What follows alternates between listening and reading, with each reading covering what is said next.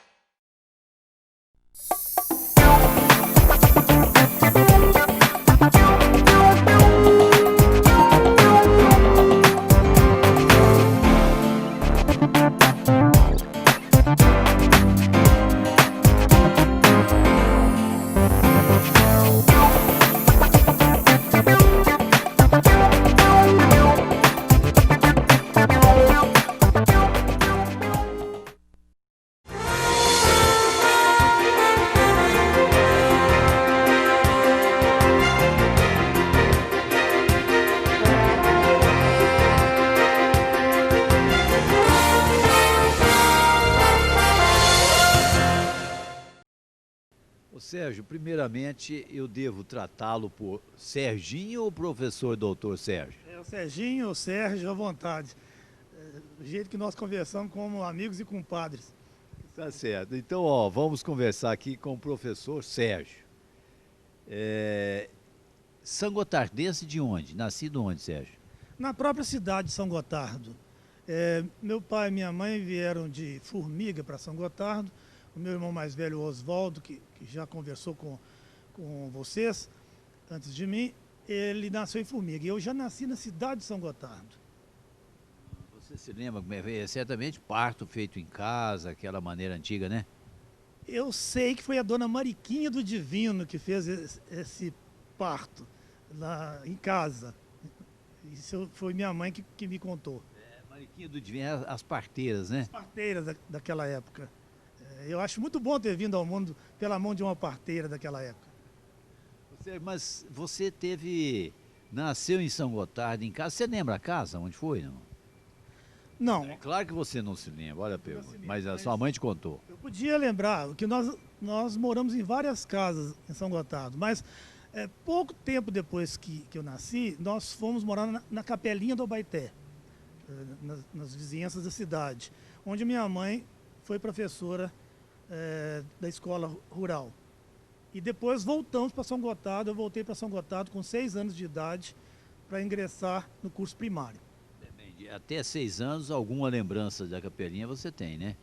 Tenho. Inclusive voltei lá algumas vezes, mas eu me lembro perfeitamente de uma pequena mata, a gente chamava de matinha, e que tinha um olho d'água, que a gente brincava muito nesse olho d'água e andava por essa matinha.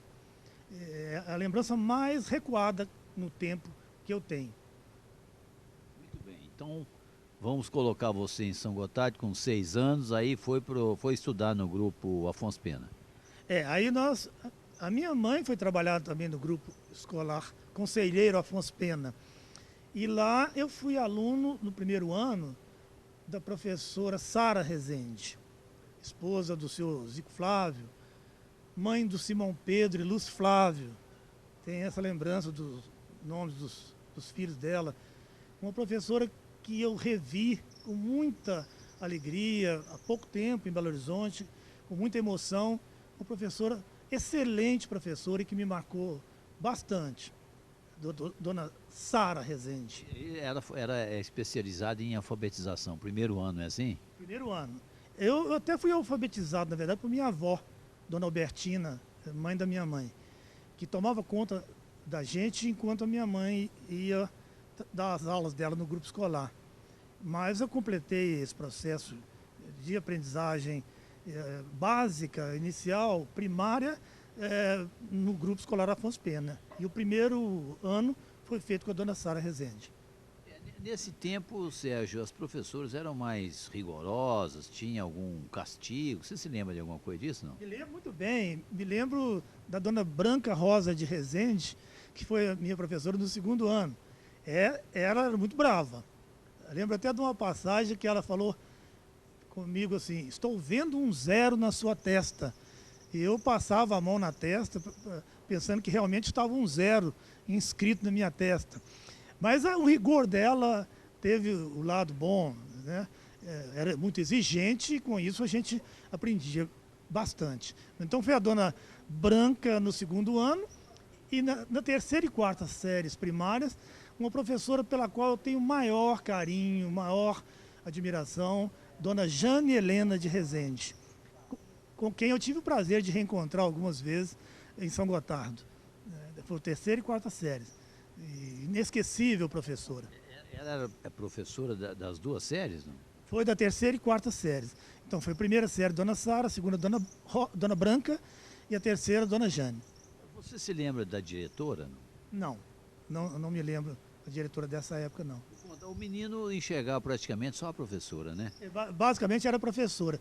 Lembro de algumas coisas, a gente no pátio, enfileirado, para entrar para a sala de aula, cantando umas canções do folclore, o galinho que se perdeu pelo Brasil afora, foi parar no sertão do Ceará, meu galinho, olá, coitadinho, olá, há 3 anos que eu não vejo.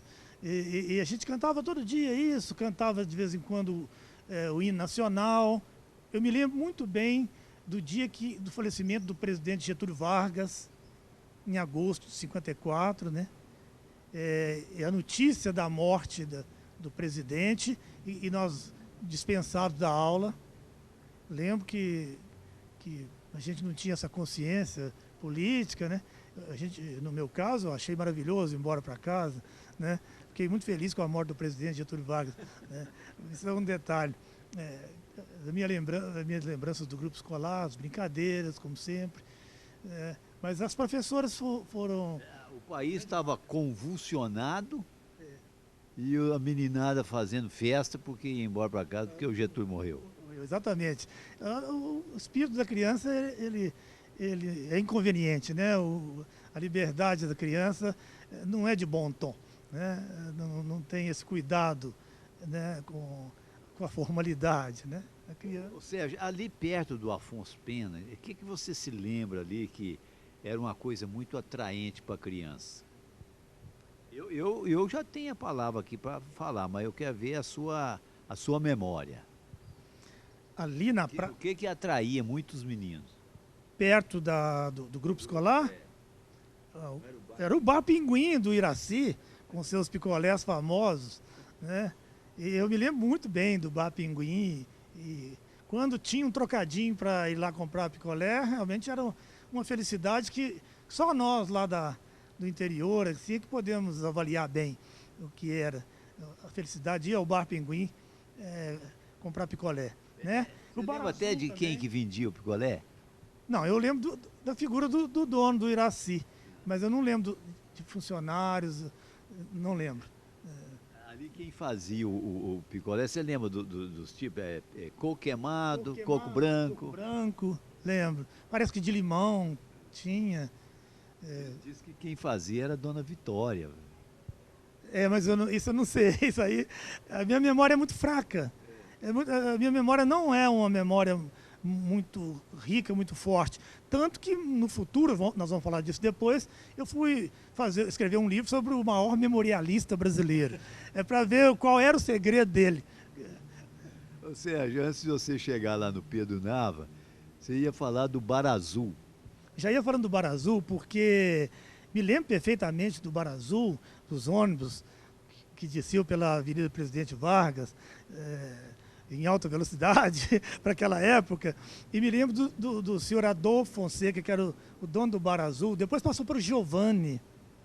E a dona Fiuca, que era a esposa dele, os pais do Zé Maria,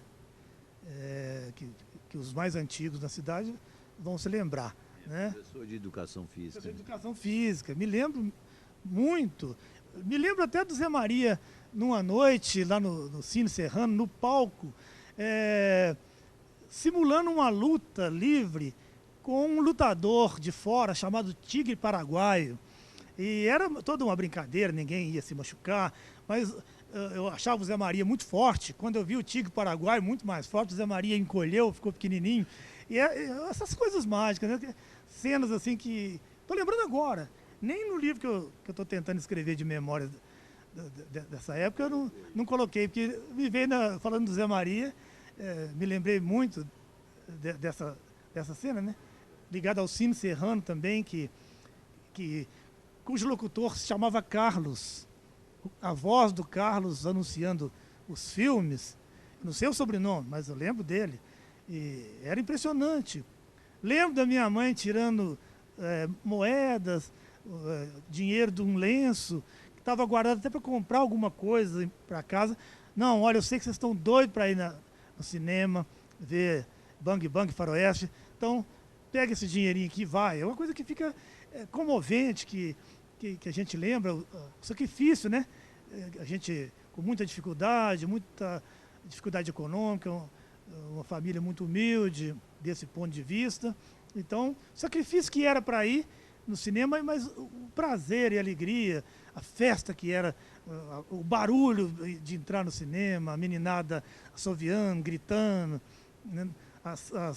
Por exemplo, a hora que apareciam as primeiras, o bang bang, a hora que o mocinho começava a ganhar, a gritaria, a festa. Você gritava, não? Gritava, como todo menino, né? Era uma alegria muito grande. Aquilo era incomparável, né? Quem que eram os heróis lá do cinema, na sua memória? O Billy Kid, o Flecha Ligeira, tinha o Zorro também. Os nomes assim, não lembro. A revista em quadrinho era um outro grande. Mas antes de você falar da revista em quadrinho, eu acho que ela até merece um tempinho maior. Você se lembra do Sansão lá no cinema? Demais! Filho do Seu Abel, que tinha uma banda de música. O Sansão só ficava nervoso quando mexiam com ele e tudo, mas ele gostava de falar com a gente. Tinha o Cego, Antônio Cego, que gostava de narrar futebol, imitando os locutores da Rádio Nacional, da Rádio Continental. Como é que era? Acho que você sabe imitar um pouco, não? Não vou conseguir, não. O relógio marca, né? 25 minutos do primeiro tempo. Flamengo e Botafogo. A hora do Garrincha a coisa aumentava o volume, né? Newton Santos, Didi. E tinha a torcida do Vasco e do Botafogo na cidade, que eram as dominantes, né? Você era o quê? Vascaíno? Eu era botafoguense também, como meu pai, né? E eu lembro que a gente sabia quem era do Vasco, quem era do Botafogo. Era grande rivalidade, né? Não era Atlético Cruzeiro. Hoje, imagino que já seja Atlético Cruzeiro, né? Era a paixão pelo Esparta, né? E a paixão pelos times do Rio de Janeiro. A gente não importava com o Atlético Cruzeiro, não. Não existia ainda, né? Para nós, não. Né? Pois é, Sérgio. Mas então, você falou do cinema e falou do Esparta. Mas você falou pouco, pode falar mais um pouco, não? Ah, do Esparta eu me lembro de muita coisa. O grande jogador de futebol que eu vi na minha infância, o meu ídolo, era o Zé do Baiano. Até os mais velhos sabem que houve interesse de outros, Martim Francisco, que era técnico não sei se do Botafogo, do Vasco, quis contratar o Zé do Baiano, mas o Baiano não deixou, né?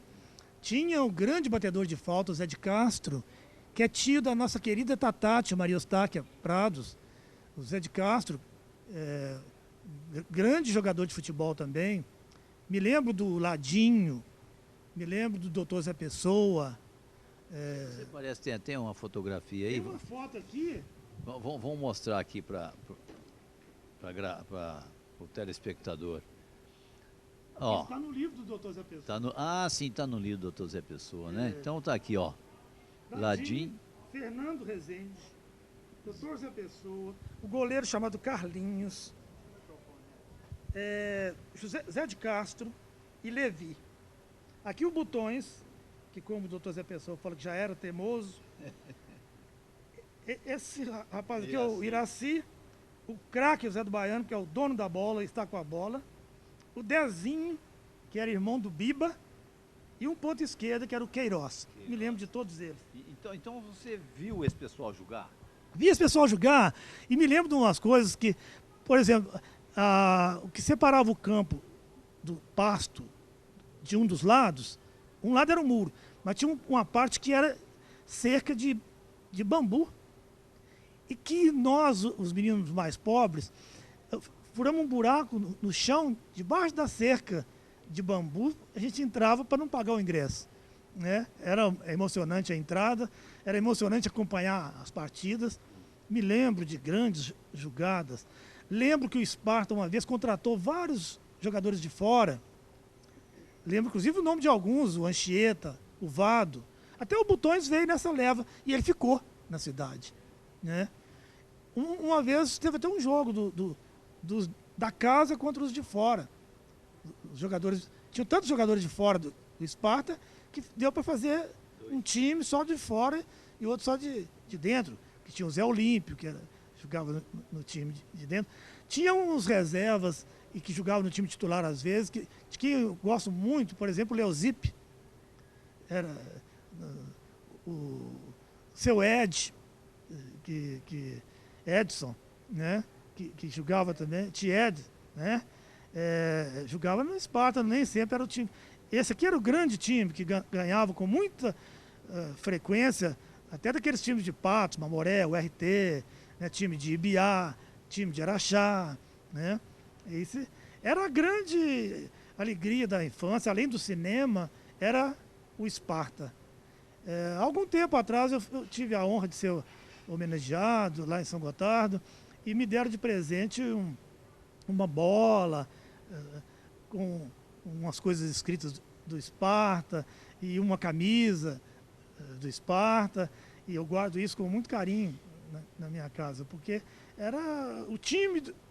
Eu posso hoje falar de torcer para algum time de futebol, mas nenhum deles tem a importância para mim que o Esparta tem.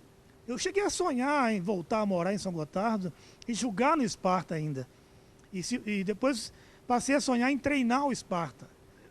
Mas deixa eu te interromper, você não está meio pretensioso, não? Jogar no Esparta? Ah, isso aí seria a glória, né? Seria a honra suprema. E depois, quando eu vi que já não daria... Mas você tinha caixa para isso, né, Sérgio?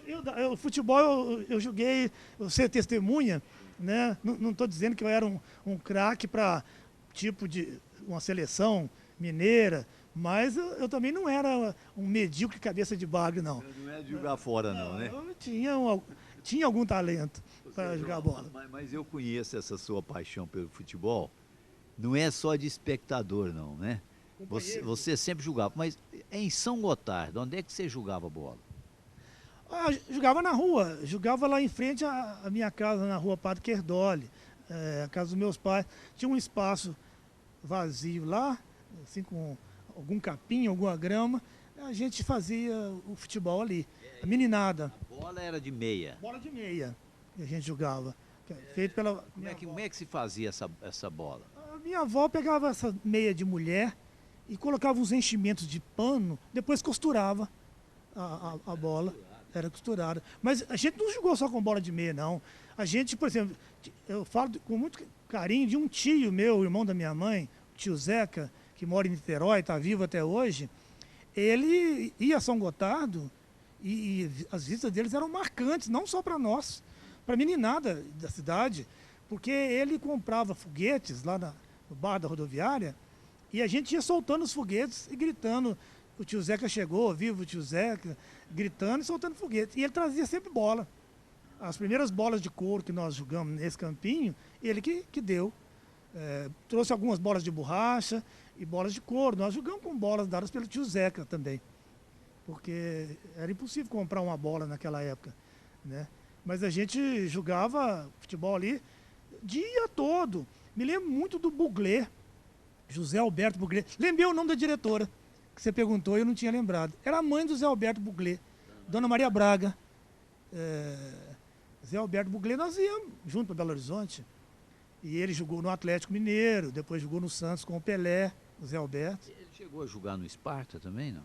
Não me lembro, eu acredito que não.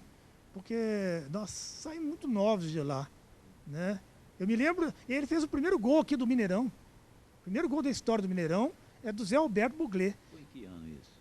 Em 1960, começo dos anos 60, isso eu tenho Foi na certeza. década de 60, porque o Mineirão é Magalhães Pinto, né? Magalhães Pinto, 1960. Foi no começo dos anos 60, a inauguração do Mineirão. Pode ter sido 61. José Alberto Buglé. Pouca gente sabe que o Buglé é Zé Alberto.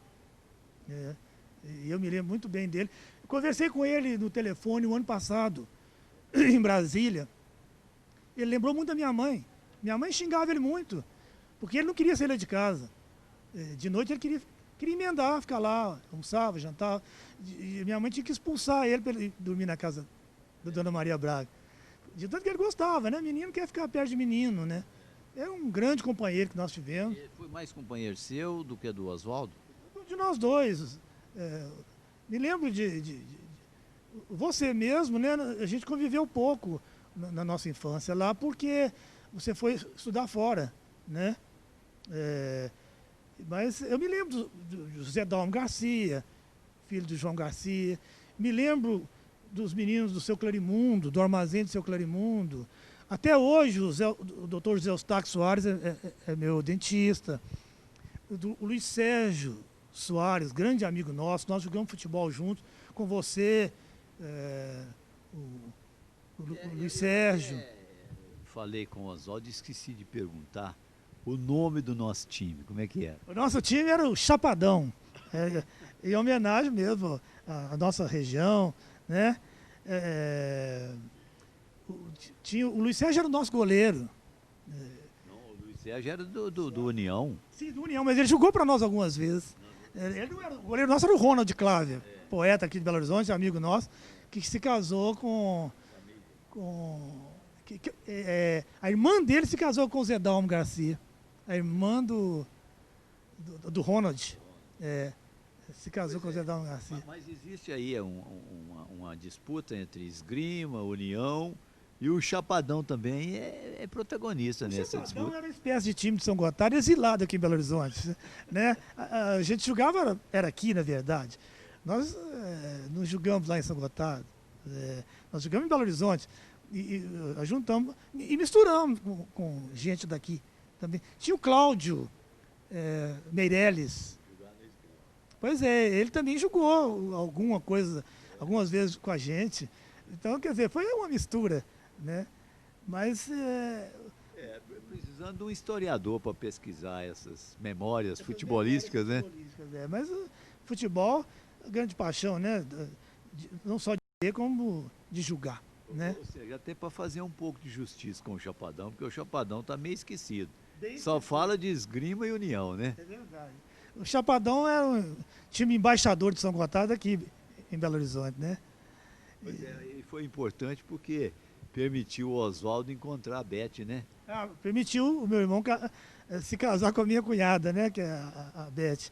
Eu me lembro muito bem desses primeiros encontros, porque a Beth tinha umas irmãs, e foi aí que uma delas, a Irene, que nos apresentou os Beatles, por exemplo. os que estão me ouvindo aí, que são fãs dos Beatles, eu lembro de ter escutado os Beatles quando eles estavam nascendo como conjunto, né? Assim, e graças à família da esposa do Oswaldo.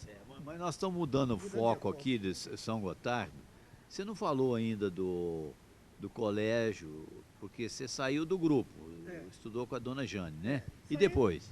Teve a admissão ao ginásio, que eu fiz lá em São Gotardo mesmo, com a dona Edith, que era a esposa do professor Carolino de Sá. Foi diretor do ginásio e Escola Normal Municipal de São Gotardo. E nós estudamos lá, eu estudei lá o admissão, a primeira e a segunda séries do ginásio. Eu fui aluno lá, me lembro, no ginásio do Carolino, do próprio Carolino, professor de História. Lembro do professor Sebastião Cirilo da Fonseca, que foi professor de português. Lembro do professor de inglês que vinha de Araxá, numa moto. Eu só lembro do primeiro nome dele, Ricardo. O pessoal falava Ricardinho. Ele vinha de moto para dar aula? De Araxá. Uma moto enorme.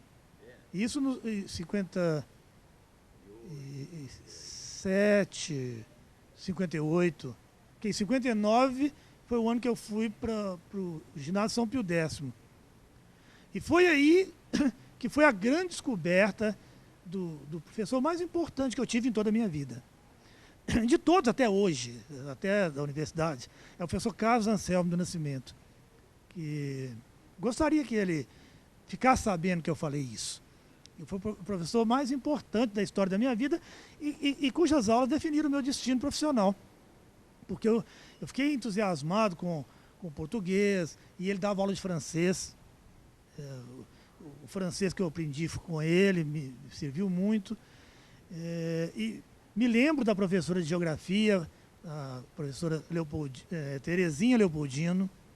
Me lembro de uma professora de História do Brasil, a Iralda Maria Pereira, filha do seu Nenzico, de quem eu me lembro com o maior carinho, uma professora maravilhosa.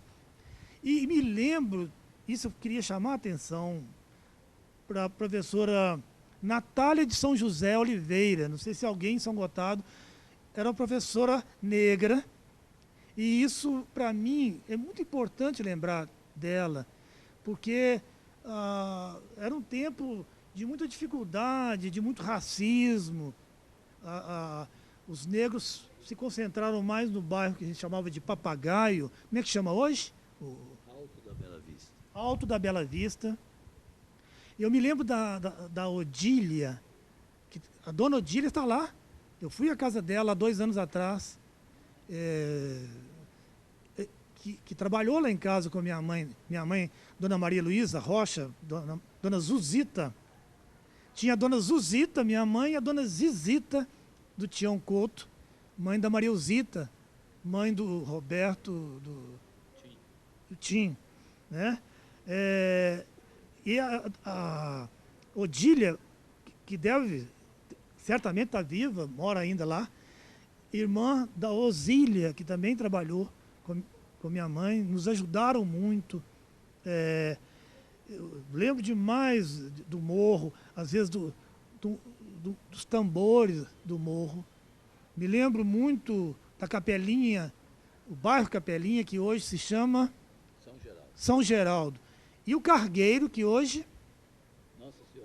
Nossa Senhora de Fátima. Os nomes, os nomes antigos têm uma história, né, Sérgio? Uma carga poética, né? Um valor. Papagaio, Cargueiro e Capelinha, circunscrevendo o centro da cidade, né? Aí lembro de um campo de aviação, do lado dele tinha o Coringa, a casa do Coringa. Coringa é de jogar baralho, não? De jogar baralho. Eu sei, também nunca tive a oportunidade de estar lá dentro dessa casa, porque era muito criança, né? Mas... Era o meretrício da cidade. O meretrício da cidade, a casa do Coringa. Me lembro muito bem. A gente até passava um pouco longe. Tem umas lembranças assim, que esse campo de aviação foi campo de futebol também, antes de ter aquele campo do Esparta. Eu me lembro, por exemplo, do Mauro, que foi proprietário do Hotel Avenida, depois do Carlos Santana, do pai do Carlinhos, que também foram proprietários do Hotel Avenida, acho que é Primavera, né? Hoje. Hoje é Hotel Primavera. O Mauro, eu lembro que ele tinha um uniforme lindo de goleiro, todo branquinho. Eu achava muito bonito o uniforme dele de goleiro, jogando futebol lá naquele campo que era o campo de aviação, de terra, né? No alto do bairro, né? Eu queria que os mais antigos checar com eles esses dados, para ver se eu não estou, que a minha memória falha, mas eu me lembro disso. Lembro de ouvir falar que o Antônio da Luca foi goleiro. O Antônio da Luca trabalhou como carregador, quer dizer, de mercadorias do armazém do seu Clarimundo. E que seja falado isso aqui, né? O seu Clarimundo foi um homem assim, de uma generosidade extraordinária, como ele tratava as pessoas mais simples, né?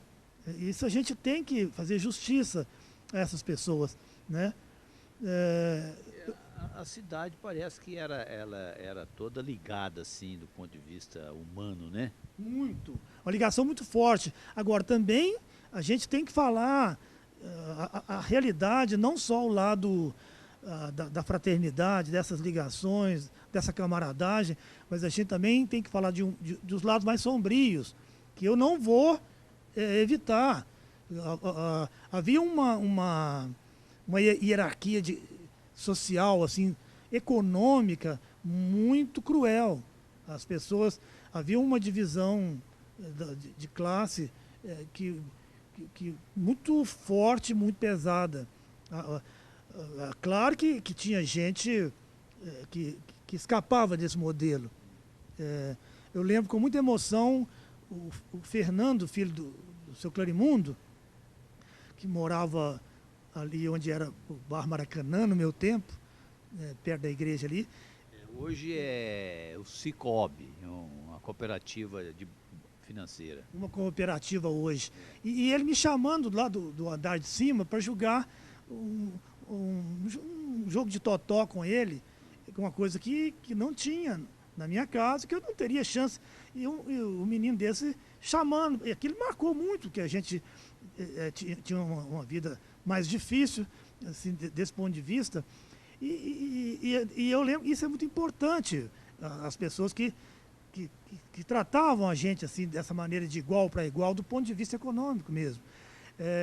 Mesmo a vida social do clube social, a gente não participava dela. Isso é para mostrar um lado, para ser bem verdadeiro nessa entrevista, né? Mas quantas pessoas consideradas da sociedade também, que foram muito amigas, muito generosas e tudo, que a gente tem muita gratidão por elas. Então, fazendo esse parênteses para mostrar um retrato mais completo e mais verdadeiro da nossa cidade. Essa coisa que eu estou chamando de assim, humana não exclui as invejas, as soberbas, né? Isso tinha, os preconceitos, né? Pois é, mas vamos voltar para o colégio. Você não falou do diretor do colégio. É a pessoa mais importante da minha vida naquele tempo foi o padre José Lima. Eu digo isso porque hoje em dia tem tanta preconceito, às vezes até contra padres, fala-se muito mal de muitos padres, muito tipo de problema com a igreja, vem às vezes até de comportamento de padre, de um ou outro padre. E o padre Zé Lima era um homem exemplar, o comportamento dele. Eu sei que havia alguma má vontade política com a pessoa dele, mas eu morei na casa dele, sou testemunha do respeito mútuo, o cuidado que ele tinha, o respeito por um menino de 13 anos, né? Como ele me tratava bem. A dona Mariazinha, mãe do padre Zé Lima, as irmãs do padre Zé Lima, me lembro muito bem da Nair, da Margarida, da professora Zélia, que era professora de ciências, irmã do padre Zé Lima. Eu morei um ano, o padre Levi Lopes de Araújo, que era professor de matemática. Depois eu fui reencontrá-lo, tinha deixado de ser padre, se casou, e ele foi professor de matemática no Colégio Estadual Central. Mas isso é uma história para depois. É outro padre que eu me lembro muito dos padres, o padre Geraldino Arantes e o padre Daniel de Núbila. Eram os padres de Sion, que chamavam a congregação deles, que eles moravam naquela fazendinha, que depois ficou sendo chamada de Fazendinha das Irmãs, e que hoje eu não sei, é um bairro, né? Lá um loteamento virou um bairro importante na cidade. Hoje virou tudo bairro, tá cheio de casa, né? Mas talvez você se lembre dessa Fazendinha das Irmãs, que se chamava, né? Fazendinha dos padres. Dos padres. Daniel, que foi professor também, meu professor lá no Colégio Pio X, e o padre Geraldino Arantes, que tinha uma caminhonete e que a gente viajava pelas redondezas todas, às vezes com ele, às vezes com o padre Zé Lima. Foi um tempo importante da minha vida visitar os arredores de São Gotardo. O padre ia celebrar a missa, os sacramentos, casar as pessoas, batizar. Eu era o coroinha. Todos os dias eu ajudava a missa. Parece que foi uma menina que extraviou a sua vocação de padre, não? Foram algumas meninas, mas mesmo eu como coroinha, já tinha olhos para algumas meninas. Esse é um capítulo que daqui a pouco eu vou investir um tempo nele. Não, você já pode investir, pode. Nele, né? A primeira menina pela qual eu me apaixonei era irmã da professora Terezinha Leopoldino. Era filha do senhor Nenê Leopoldino, irmã da Dorinha Leopoldino, que infelizmente já faleceu, que está nessa foto no dia que eu recebi meu diploma. É você, não? Sou eu com a Dora Leopoldino. Dora Leopoldino. Mas e a irmã? Da minha paixão, da primeira, paixão. Que era Maria Perpétua do Socorro Leopoldino. Eu falo o nome dela, Perpetinha, com quem eu conversei há pouco tempo, pelo telefone, mora em Recife, casou com um alemão, conversei inclusive com um alemão, pedi licença a ele para ler para ela uma página que eu escrevi de memórias, e ele gostou muito, riu bastante, me convidou, o marido da Perpetinha, me convidou para ir à casa deles em Recife, né? E depois tem um segundo capítulo, que é uma pessoa que eu gostei demais e que eu encontrei algumas vezes, me lembro com muito carinho também. Essa chegou a ser minha namorada, uma namoradinha, um namoro muito curto. Logo ela me deu fora, mas a Ana Raquel de Melo, irmã da Erli, filha do Agostinho de Melo, fala mais nome de Augusto Vete, irmão dela, amigo também, Dilermando, que acho que é advogado, irmão dela. Só de ver os irmãos dela, o coração já batia mais forte, né? Porque, na verdade, porque é irmão dela, né? A Ana Raquel de Melo, eu já tinha vindo para Belo Horizonte, na verdade, quando a gente teve esse namoro. Mas namoro antigamente, que o marido da Ana Raquel possa ficar sabendo, era só o máximo que existia de vida amorosa e sexual, era segurar a mão da namorada. Nada mais do que isso.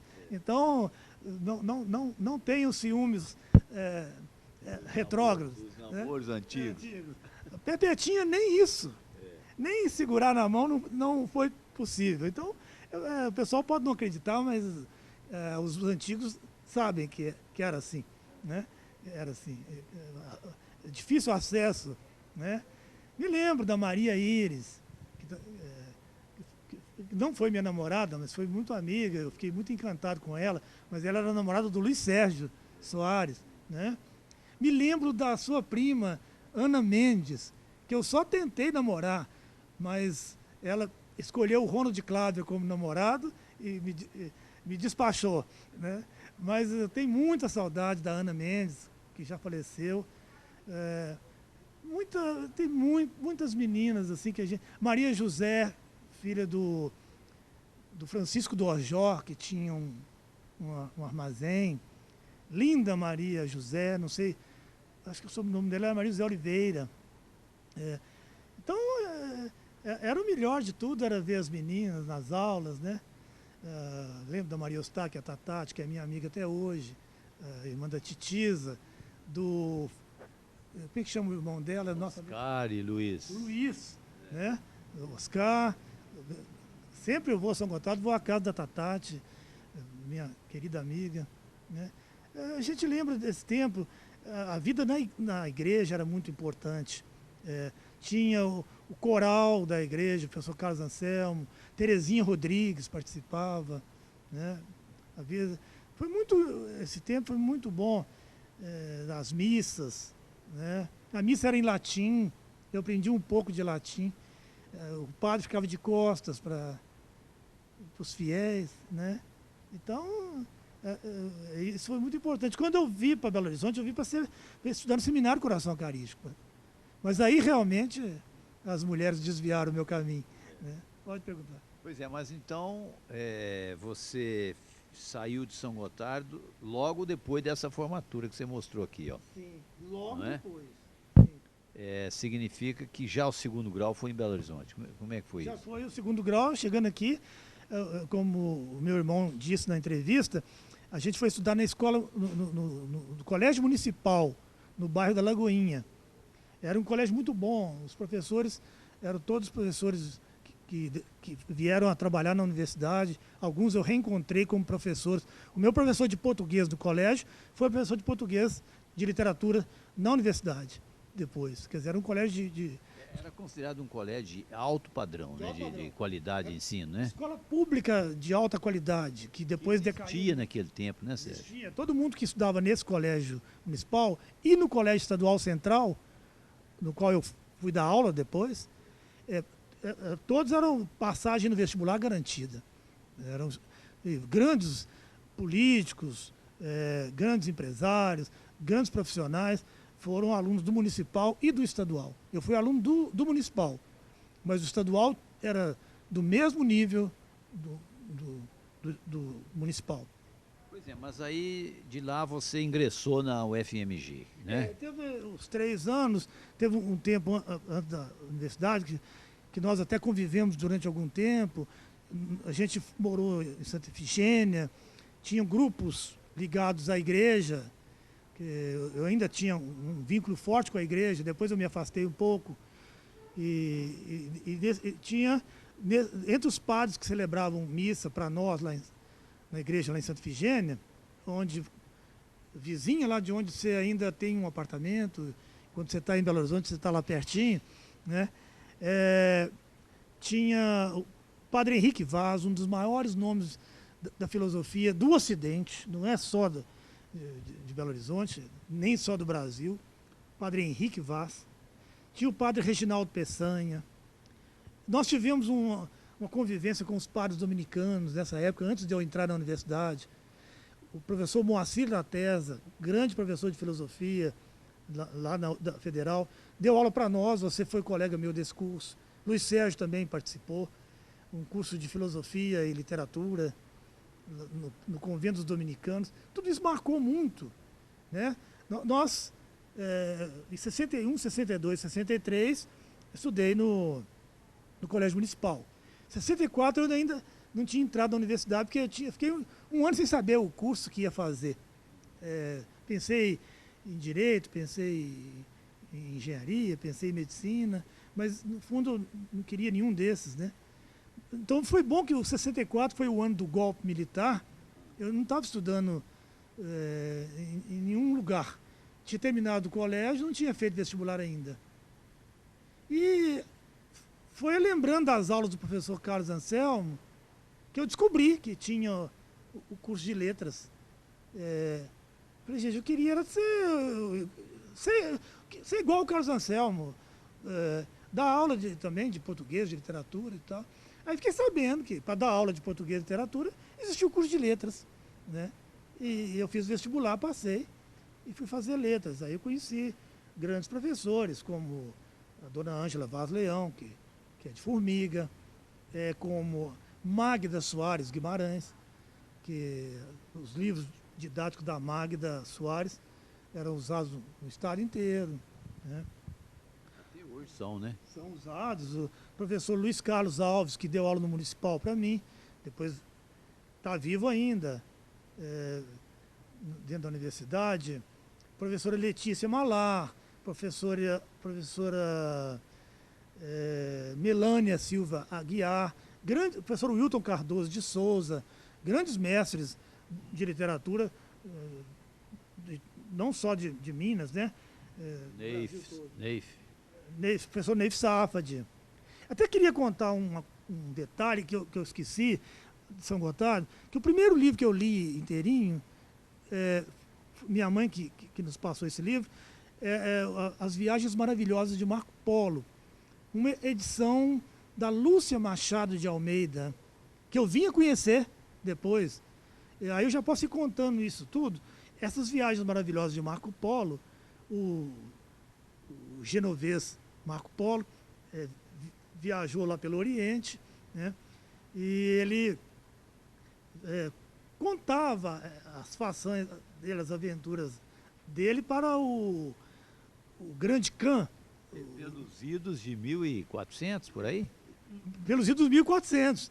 Agora, eu li isso, eu me lembro, nos anos 50, 52, 53, 54. Eu li esse livro, e esse livro foi uma espécie de matriz, tanto para a profissão do meu irmão mais velho, o Oswaldinho, que o Marco Polo fazia as narrativas dele também do ponto de vista geográfico, mas ele inventava histórias míticas, histórias fantásticas. E eu me interessei mais por essas histórias fantásticas e míticas. Está aí a matriz do meu interesse pelas narrativas, pela ficção literária. Isso é porque eu estava falando eu fiz uma palestra já como professor convidado na USP, na Universidade de São Paulo, num congresso de literatura lá, e eu estava fazendo uma relação entre esse livro que eu li na primeira infância, no primeiro ano de grupo, Memórias Maravilhosas de Marco Polo, com as Cidades Invisíveis, um livro do Ítalo Calvino, fazendo literatura comparada.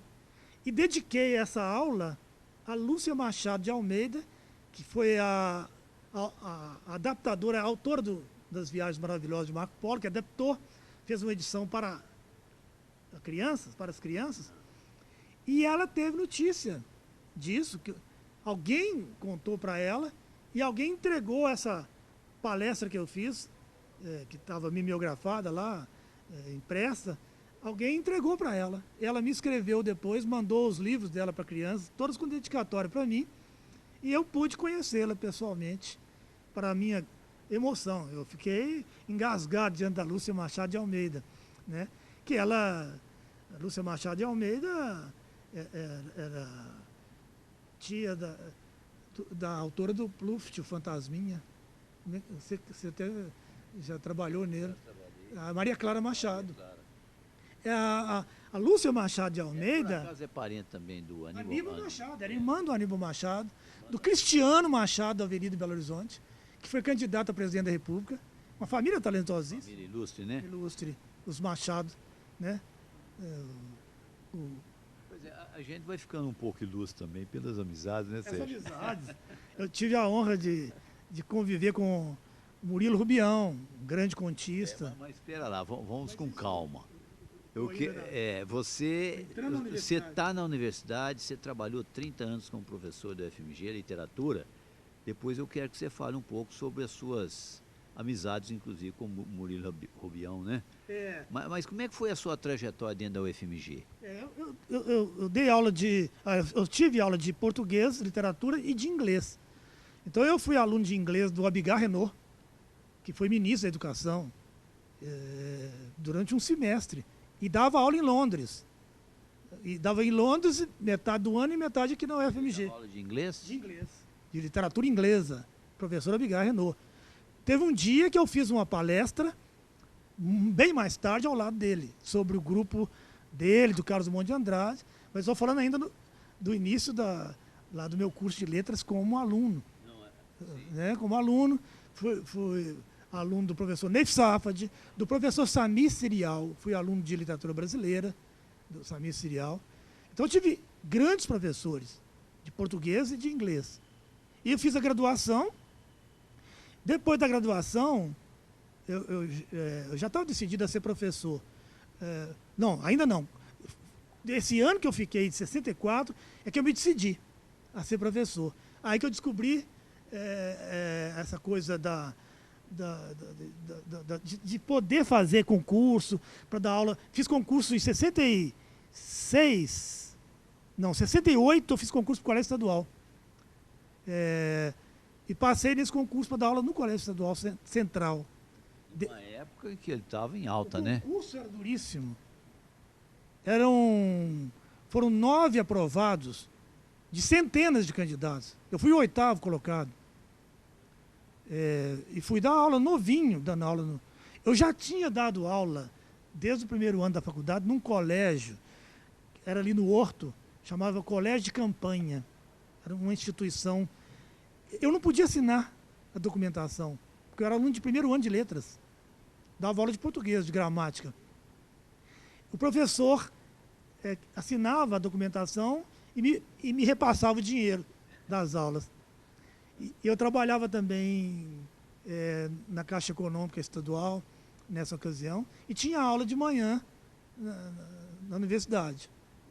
Quando eu terminei e comecei a dar aula no Estadual Central, passados 2 anos, eu tentei um concurso para o Colégio Técnico da Universidade Federal. Então eu entrei para ser professor da universidade, dando aula primeiro no Colégio Técnico. Era uma vaga só e eu entrei. E era um colégio de projeção, né? O Colégio Técnico e o Colégio Técnico e o Cefet, né? O Cefet.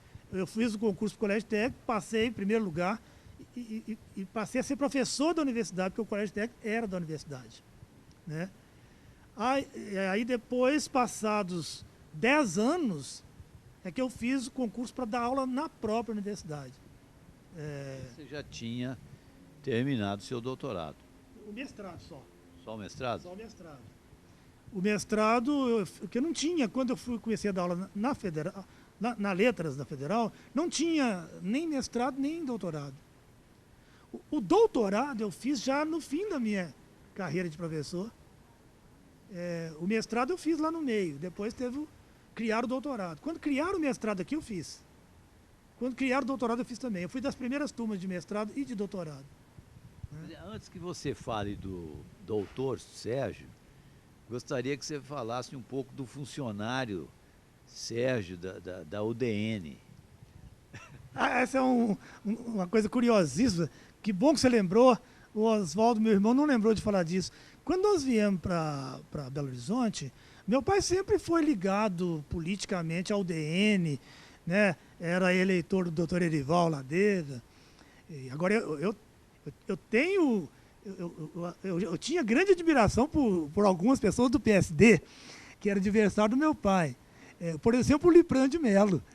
Toda a vida eu tive um entusiasmo pela figura do Lipran de Mello, né? Politicamente era adversário do meu pai. Mas, no fundo, eles não eram inimigos, coisa nenhuma. Eram adversários políticos, né? Então, estou contando isso porque os descendentes do seu Lipran sabem que eu tenho o seu Lipran na mais alta conta, né? Quem mais que era PCdista em São Gotardo, né? Que depois eu passei a admirar muito, né? Como também na política, os velhos PCdistas assim, por exemplo, toda a vida eu tive admiração pelo Juscelino Kubitschek de Oliveira, né? Mas também pelo Milton Campos, que era da UDN. Então eu já era eclético politicamente, né? Para o desespero de algumas pessoas que queriam que eu definisse uma posição política, né? Você fica só em cima do muro. Não, porque a gente, toda a vida eu aprendi muito com a minha mãe a olhar as pessoas, né? E pessoas assim, que a gente gosta de pessoas de A, de B, de partido C. Mas o caso da UDN, meu pai conseguiu que a gente trabalhasse na UDN. Primeiro eu trabalhei como office boy. Até varrer a sala, limpava o banheiro, tudo eu fazia. Depois eu aprendi lá a datilografar. Depois até você foi professor de datilografia. Um tempo muito interessante. Aí eu passei a datilógrafo. Datilografava os recados do presidente. Foi quando eu conheci o meu futuro sogro. Que eu sou casado hoje com a filha de uma pessoa que foi muito ligada ao DN e era secretário do Magalhães Pinto, que era o doutor Constantino, né? Amaral, né? Que já falecido há 2 anos atrás. Né? Então eu fiquei 2 anos trabalhando na UDM e a gente conseguiu. Aí você se tornou também cunhado do músico, né? Cunhado, Chico Amaral. A turma mais média, aí não digo os novíssimos, agora já não, os novíssimos têm outros interesses, né? A turma aí dos seus 30 anos, né, deve conhecer o grupo Skank, né, cujo o vocalista é o Samuel, torcedor do Cruzeiro, mas o compositor das letras do Skank é o meu cunhado, Chico Amaral. Né? Então tem um vínculo. Seu filho Chiquinho está acompanhando os meus passos musicais, né? O tio dele, meu filho Chiquinho, é o caçula do meu segundo casamento, né? Eu tive 2 casamentos, por enquanto, né? A gente não sabe a vida, mas eu estou no segundo e espero ficar só nesse, encerrar a carreira. Mas o Chico Amaral, meu cunhado, e tem um papel importante na música popular brasileira. Né? Mas vamos voltar. Você conviveu com pessoas muito importantes na literatura. Você poderia, eu não sei, talvez falar um pouco sobre o doutorado, porque Pedro Nava, até você já deu um toque, e depois falar do Murilo Rubião, Moacir Latesa e outros, né? É verdade. Eu fiz o mestrado, então, e mestrado, a dissertação de mestrado minha foi sobre o grupo modernista em Minas. Que tinha lá o modernismo de São Paulo, quem estudou isso um pouco já ouviu falar do Mário de Andrade, autor de Macunaíma, Oswald de Andrade, da poesia Pau-Brasil. Esses foram que criaram o modernismo na Semana de Arte Moderna de 1922. Mas teve uma resposta artística, literária, aqui em Minas. O grande nome da poesia modernista em Minas Gerais é Carlos Drummond de Andrade, do qual eu tenho 2 cartões que ele me enviou. E um outro... Você já me contou que você teve chance de conversar pessoalmente com ele, mas ficou meio amedrontado. Fiquei um pouco amedrontado e não foi só isso. Quando eu fui encontrar o Drummond, algumas pessoas falaram, procura o doutor Pedro Nava, que era médico lá no Rio de Janeiro. Ele participou desse grupo aí. Eu já tinha visto o nome dele, Pedro Nava. E aí eu consegui o endereço do Pedro Nava, fui à casa dele e fiquei lá. Realmente, a primeira visita que eu fiz ao Pedro Nava, eu fiquei de 8 a 10 horas conversando com ele. Fiquei encantado. E ele falou comigo, olha, eu já escrevi um livro de memórias, e já estou escrevendo o 2º livro de memórias. Eu não tinha lido nenhum. O Baú de Ossos, né, do Pedro Nava, o Chão de Ferro. Depois ele escreveu Beira-Mar, já falando de Belo Horizonte. Mas aí, voltando desse encontro com o Pedro Nava, que eu fui conhecer e fui acompanhando a obra dele que estava nascendo, né? Aí eu conheci Pedro Nava, eu conheci... Você não tinha feito a tese ainda? Não, eu não tinha feito pensava doutorado, né? Eu estava fazendo mestrado. E aí ele me deu notícia do grupo que fez a primeira revista modernista. Aí conheci mais gente, Martins de Almeida, fui à casa dele, esse pessoal que fez essa revista em 1925, chamada A Revista. Depois eu comecei a trocar alguma correspondência. Eu tenho 6 cartas do Pedro Nava guardadas. Eu vou doar isso tudo para a Universidade Federal aqui de Minas Gerais. Eu ainda não doei porque eu acho que tem alguma coisa para fazer com aquilo. Mas antes de você doar, nós vamos fazer uma matéria na televisão, você com esse material. Viu? Pode. Acho que vai ser muito bom para o nosso telespectador as cartas, ver isso, não é? Os desenhos dele, ele era um artista plástico. Foi um médico muito importante do Rio de Janeiro. Depois eu conheci a geração posterior a do Pedro Nava, do Drummond, foi uma geração importante também, Fernando Sabino.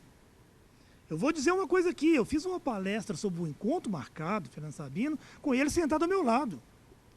Terminada essa palestra, ele tocou bateria. Ele tocava bateria, o Fernando Sabino. Eu não conheci o Otto Lara Rezende, o Paulo Mendes Campos e o Hélio Pellegrino, mas são os 4 cavaleiros do Apocalipse. Conheci pessoalmente o Fernando Sabino, que aliás ficou sendo o mais consagrado deles todos. Que contou do grupo, né? Contou do grupo, deu testemunho do grupo. Contou, reviveu aquela história do Drummond subir no viaduto Santa Teresa, aquele viaduto ali que vai para a floresta, aquele arco, né? Eles fizeram essas mesmas... Quer dizer que o Drummond não é bem aquele poeta todo paradinho que tem lá no Rio de Janeiro. Ele tinha as aventuras aqui também, né? Aventuras. O Drummond e o Pedro Nava, por exemplo, pegavam uma placa da casa de um udenista, tinha a placa da casa de um PCdista, ele punha o nome, trocava as placas de madrugada. O Pedro Nava foi testemunha disso e participou dessa... O Drummond... E conta no livro dele, né? Conta. O Pedro Nava conta, inclusive, Carlos Drummond de Andrade e Pedro Nava colocando fogo numa coisa lá do quintal das irmãs Viváqua.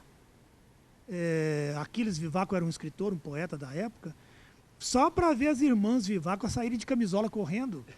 E acabou que provocou um incêndio, a polícia foi atrás, acabou reconhecendo os culpados, era o Pedro Nava e o Carlos Drummond de Andrade. Incendiários, terríveis, né?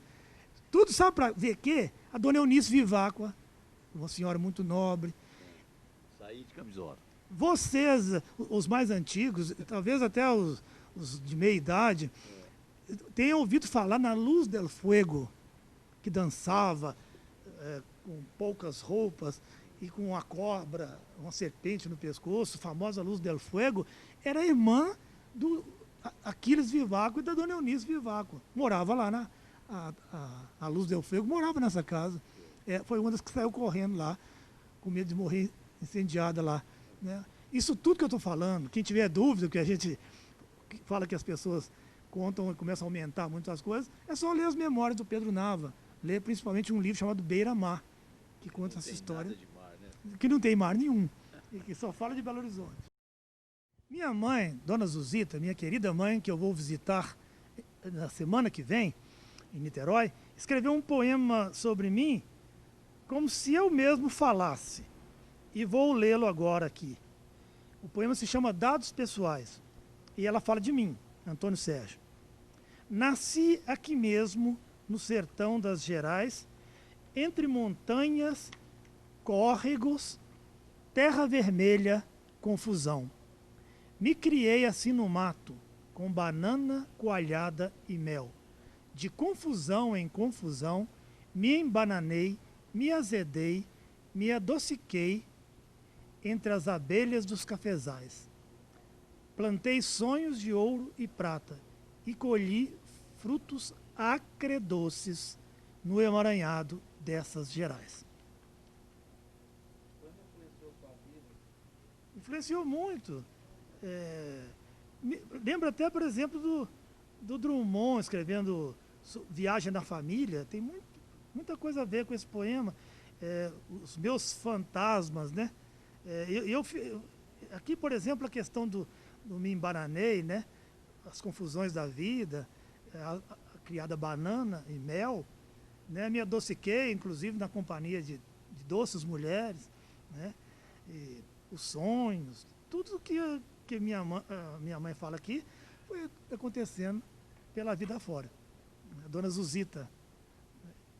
Quem você vai visitar semana que vem? Que eu espero vê-la. Espero que ela viva muito tempo ainda. Você vê a sua mãe frequentemente? Com bastante frequência. Pelo menos umas 4 vezes por ano. Assim, eu gostaria de vê-la muito mais, né? Para usufruir um pouco mais da sabedoria dela. Né? Uma coisa que ela falava muito, que pode servir para muita gente aí, quando eu tinha muito medo de ir para uma prova, ou medo de fazer alguma coisa, ela falava assim: meu filho, vai com medo mesmo. Muito boa, né? Vai com medo mesmo. Eu falo isso com meus filhos até hoje. Pai, tô com medo, vai com medo mesmo. Mas vai, né? Mas vai. Sérgio, nós vamos ter que fazer muitos debates, trazer o Oswaldo, trazer o professor Carlos Anselmo, tanta gente ilustre de São Gotardo, aqui para o nosso telespectador, que merece escutar essa conversa, participar também, né? Muito obrigado a você, muito obrigado ao nosso telespectador.